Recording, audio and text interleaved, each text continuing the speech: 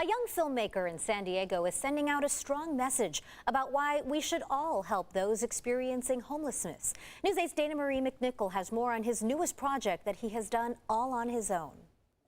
It's a moving documentary that you would never know was created by a 12-year-old. The young filmmaker was inspired by the stories heard here at the Lucky Duck Foundation, an organization working to help alleviate the suffering of homelessness in San Diego.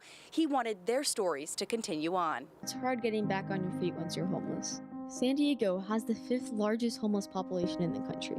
I was driving around San Diego. I usually see a bunch of homelessness. It hurts, it breaks my heart. For most 7th graders, social justice isn't at the top of their priority list. But Arden Paula is different. He's on a mission for change. I always wanted to be a movie maker. I thought this would be a great way to start. My home was a car. The 10-minute documentary follows the story of people who experienced homelessness, but were helped by service organizations in their community. Getting back on your feet after being homeless is extremely difficult, and that's why I believe that we should give people that are homeless second chances. And that's how he came up with the name for his documentary, A Second Chance.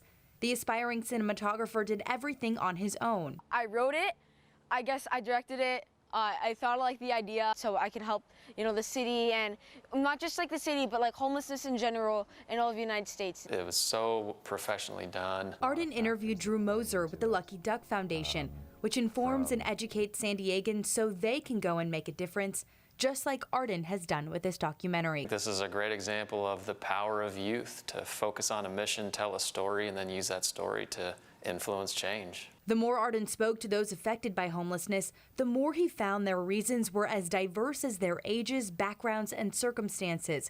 He interviewed people from all walks of life. So people could see the different stories and how it's not just they went on drugs and they became homeless. It's much more complicated than that, and I just wanted to portray that in the documentary. Arden says the next step is submitting his documentary to film festivals. He also wants to mention the Lucky Duck Foundation created a youth movement called the Lucky Ducklings as a way to volunteer. We have more on that, as well as a link to Arden's documentary on CBS8news.com.